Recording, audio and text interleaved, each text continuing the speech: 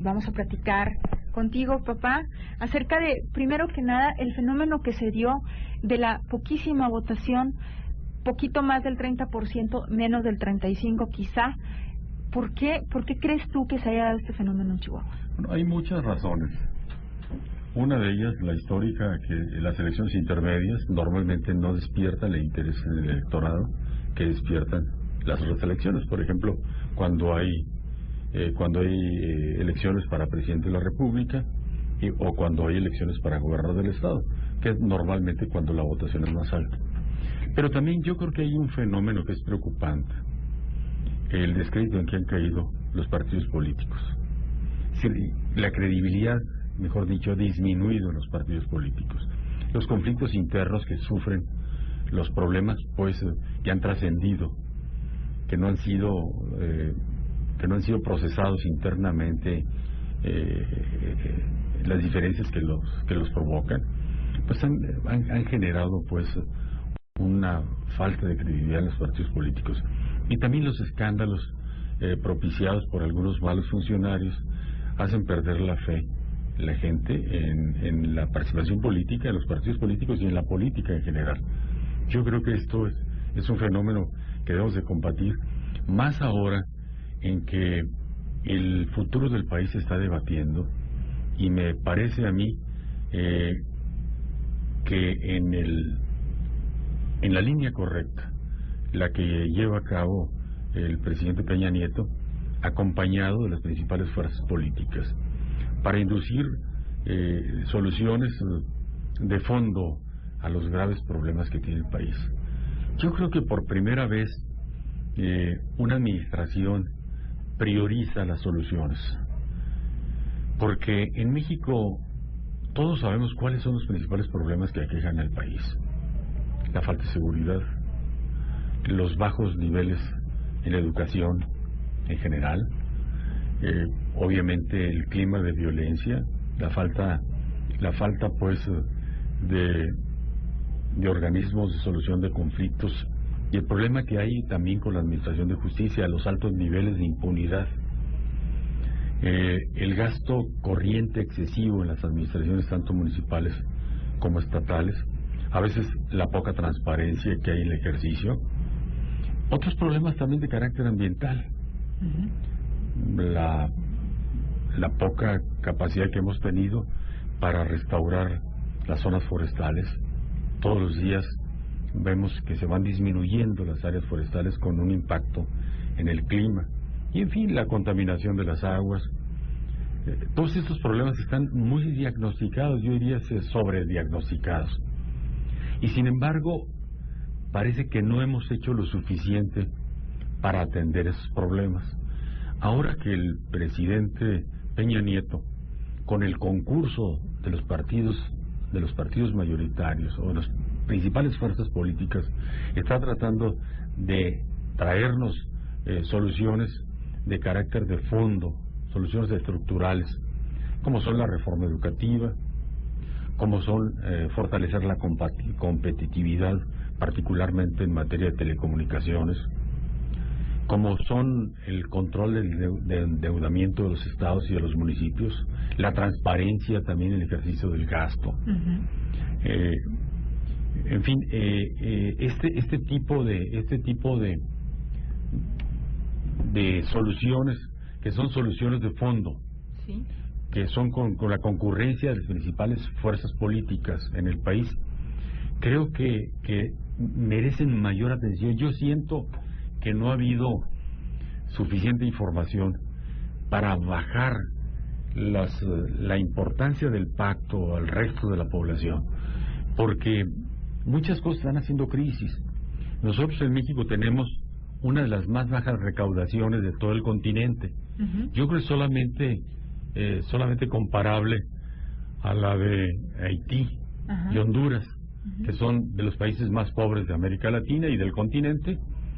Nosotros no tenemos una recaudación suficiente para empujar el desarrollo del país, generar más empleos, fortalecer la economía interna, en fin, un crecimiento que nos permita combatir la pobreza, entre otras cosas. La recaudación vendría de subir más impuestos?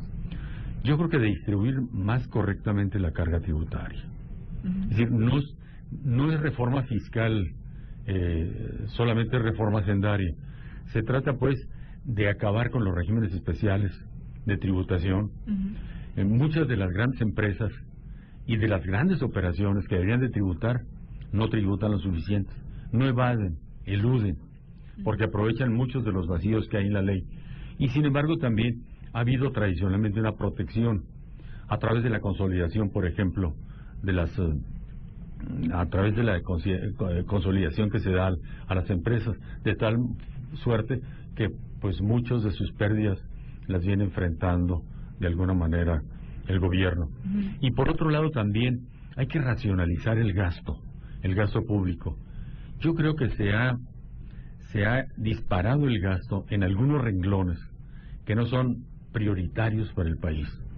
Pero por otro lado también yo creo que hemos malversado los recursos del petróleo en un marco de una enorme ineficiencia en la operación, y por otro lado también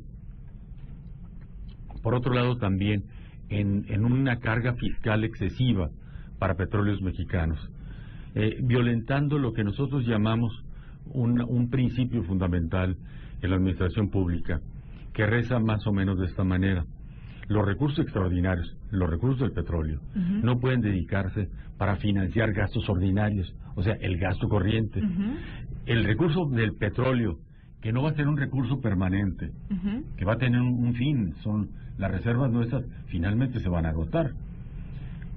Esas deben emplearse solamente en inversión en infraestructura productiva, para fortalecer el desarrollo del país. En Petróleos Mexicanos tenemos muy mal empleados los recursos que genera, que son muchísimos. Estamos hablando de que casi un 40% del gasto de los estados, de los municipios y de la federación se financia con recursos del petróleo. Sin embargo, si vemos las estadísticas, nos vamos a dar cuenta, por ejemplo, que hace 12 años producíamos diariamente 3.600 millones de barriles. Ahorita producimos 2.500. Y que el gasto para obtenerlos se ha disparado. Que tenemos un pasivo laboral en Petróleos Mexicanos equivalente a 2 billones de pesos, pasivo laboral. Que dejamos de producir fertilizantes, que dejamos de producir petroquímicos, que estamos importando la mitad de la gasolina, la mitad del diésel, que le estamos comprando en el exterior a precios altísimos. Por eso los movimientos periódicos, las alzas periódicas que estén realizando en combustibles. No tenemos la capacidad de refinación. Tenemos el petróleo, pero no tenemos capacidad de refinación.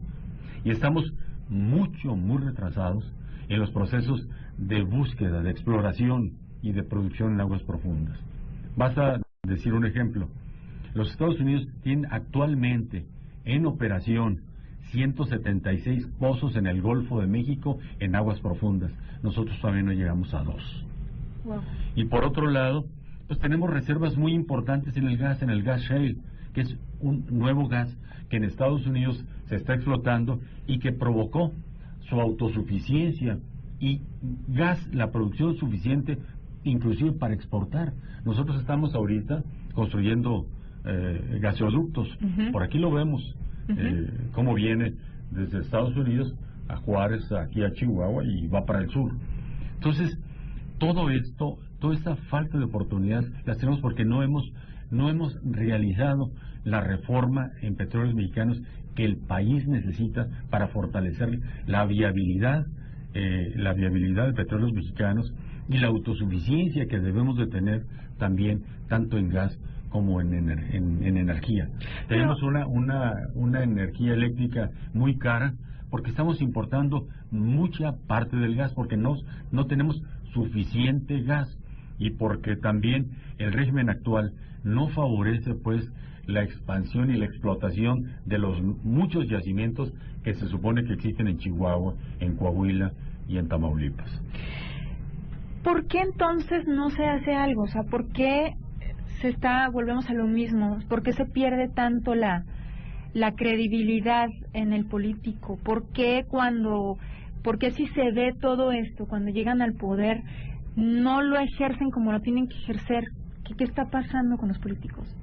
Bueno, yo creo que hay muchas medidas que son necesarias, que son urgentes, y que a veces los políticos no queremos pagar los costos políticos. Por eso hemos abandonado la productividad, el fortalecimiento del mercado interno, y hemos seducido a la población con políticas asistencialistas, que van desde la preparación de los bailes de 15 años, a veces la limosna que se da a muchos mexicanos de la tercera edad, las despensas, el abuso que se da también, el otorgamiento de becas en algunas ocasiones.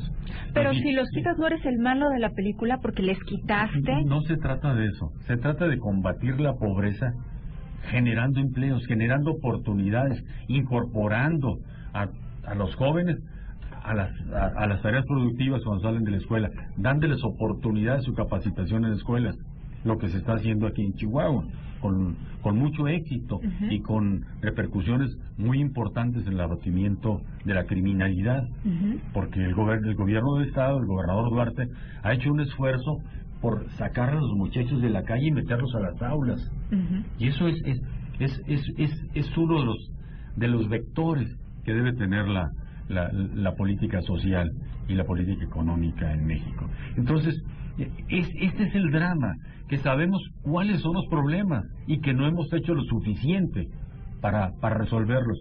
Ahorita tenemos la enorme oportunidad, la oportunidad que deriva de la iniciativa del presidente Peña Nieto de ir al fondo de los problemas y de buscar que haya una corresponsabilidad de los otros partidos políticos. Eso me parece a mí importante. No es lo importante que nos andemos peleando por los puestos, y a veces peleando por los puestos de una manera absurda, burda, grosera, ¿sí? Que no busquemos tanto quién es decir, que antepongamos el interés personal por el interés del país. Esto es particularmente importante porque a veces en las contiendas se nos olvida eso y estamos seduciendo a la población desde las campañas a presidentes municipales, ofreciendo uniformes, ofreciendo transporte gratuito. Esa no es tarea de las presidencias municipales. No, esas tareas asistencialistas, ese abultamiento que han tenido la administración pública y particularmente los municipios, que han rebasado con mucho las funciones que constitucionalmente les corresponden. Y entonces han creado estructuras emulando la estructura de los estados y de la federación, creando áreas que no son materia de su responsabilidad, que son metaconstitucionales y que tienen altísimo costo, y a veces solamente para ampliar y crear oportunidades o puestos burocráticos para sus simpatizantes. Eso no está bien. En los municipios, por ejemplo, se ha descuidado profundamente el desarrollo ordenado de las ciudades, de las zonas urbanas. Vemos en las ciudades de todo el país que se construye a diestra y siniestra, y se construye generando enormes huecos en la población, colonias muy aisladas de los servicios, donde cuestan mucho los servicios. Esa es una tarea fundamental de los municipios y las han abandonado. Por ejemplo, les voy a dar el caso de Chihuahua. Chihuahua durante los últimos 20 años se duplicó su población, pero su área territorial, el territorio de la ciudad, subió 7 veces. Y lo podemos ver que ya llegamos casi hasta Mápula, que está a 20 kilómetros del centro de la ciudad, y hacia el norte no se diga, hacia Sacramento. Y entonces vemos los enormes espacios vacíos que generan encarecimiento de los servicios públicos por un lado, y por otro lado también especulación en los terrenos. Entonces, esas son funciones muy importantes del municipio. No está en la dádiva, eso no nos sirve para nada. Eso es comprar voluntades, porque la pobreza no se combate con despensas, se combate con medidas de fondo que vayan al fondo de los problemas. Una vez yo volando, cuando trabajaba en el gobierno de Chihuahua, con el gobernador de Texas, con Bill Clements, me dijo, oye Fernando, ¿cuáles son los principales problemas de Chihuahua? Y le empecé a relatar cuáles son.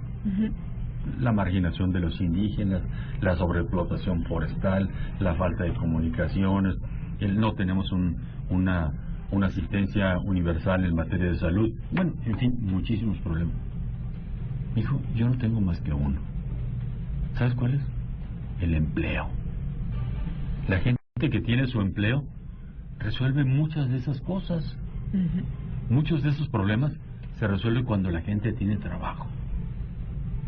A mí casi toda la tarea de gestoría consistía en eso, en que les diera recomendaciones o les buscara trabajo cuando estaba en el Senado. Y todavía ahora, si yo no tengo capacidad, y ni el gobierno tiene capacidad para todo el que se acerca, darle un empleo.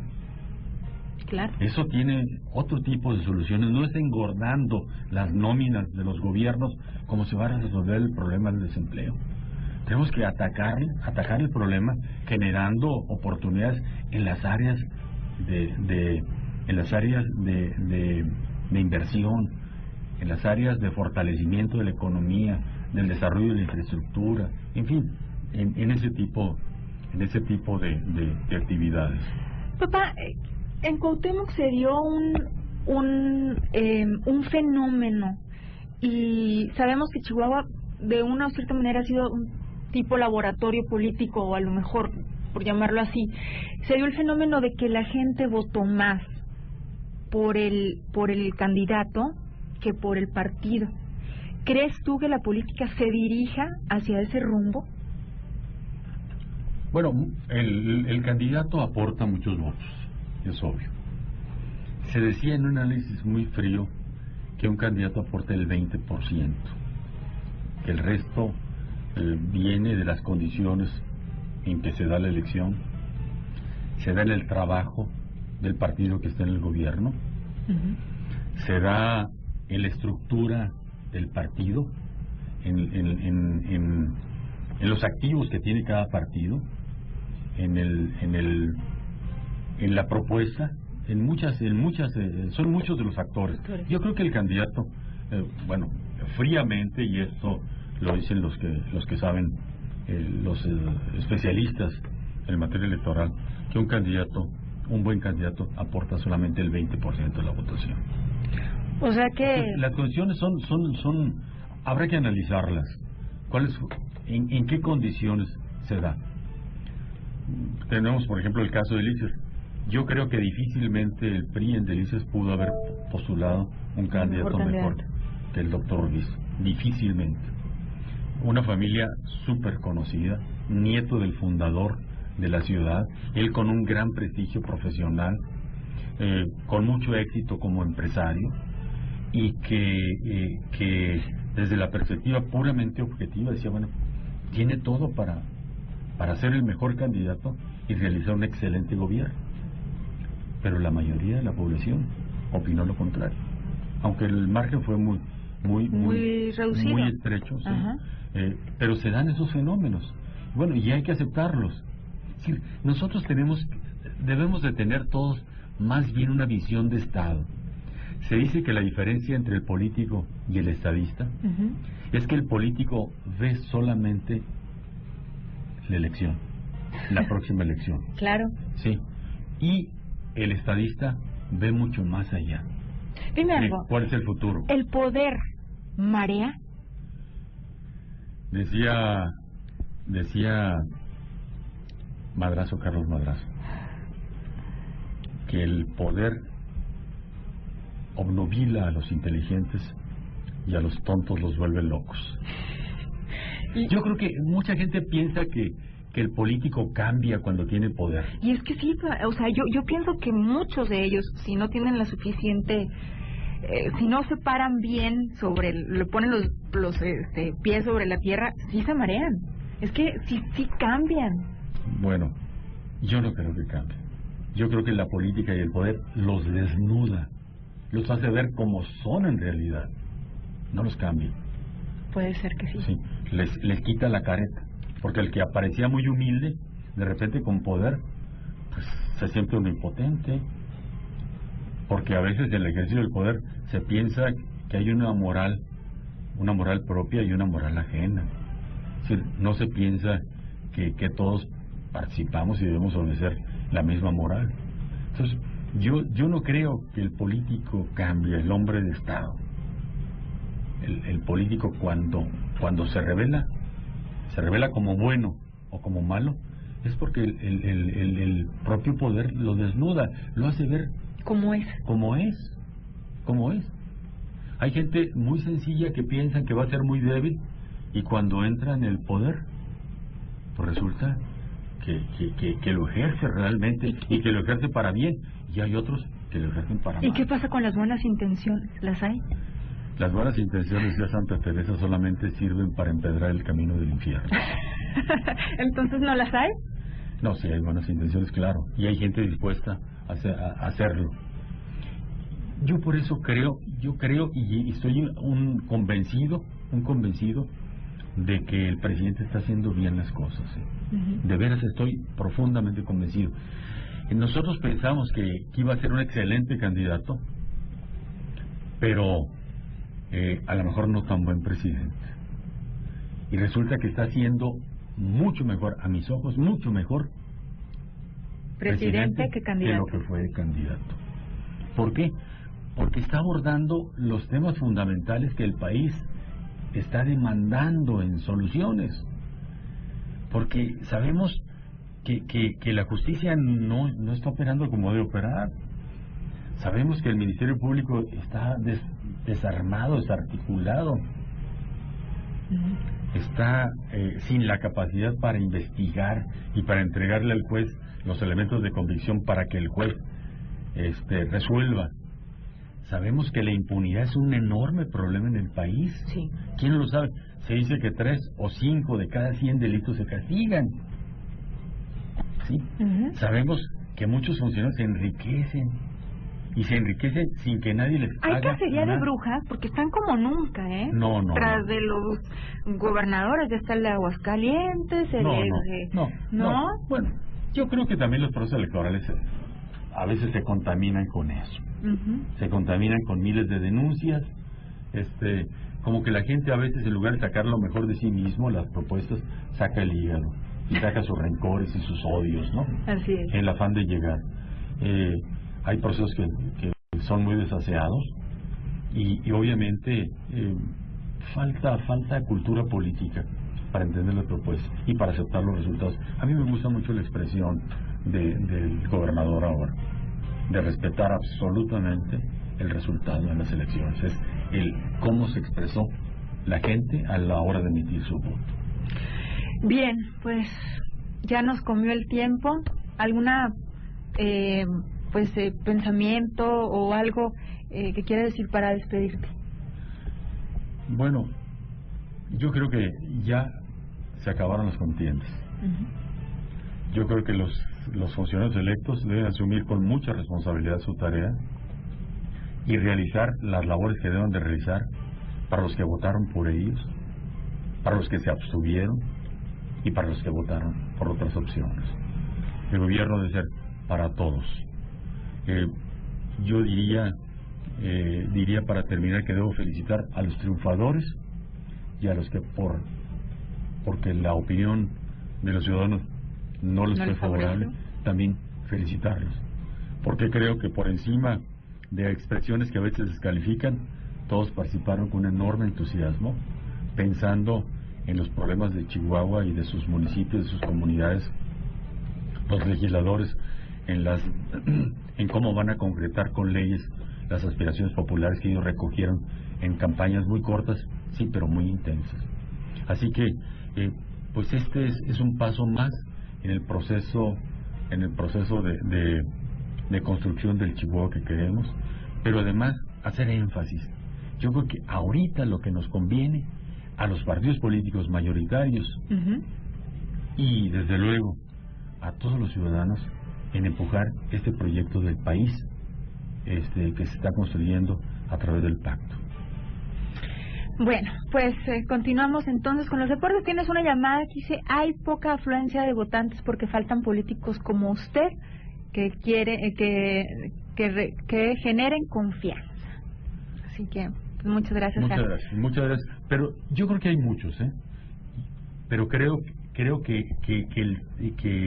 el sistema político mexicano está trabado. Por eso es importante realizar estas reformas, porque muchas veces nos vamos con la inercia. Sí, sí, llego como presidente municipal y ya doy por hecho que la estructura que existe es la mejor que puede existir. Y yo creo que en ese terreno hay mucho que cambiar para rescatar del municipio sus tareas fundamentales, exigir que los estados y la federación cumplan con esas tareas que los municipios se han abrogado, y se han abrogado para mal. Bien, continuamos con el Capi Cruz Vaca. Papi, muchísimas gracias por acompañarme en este programa. Esperamos tenerte otra vez aquí con nosotros. Muchas gracias.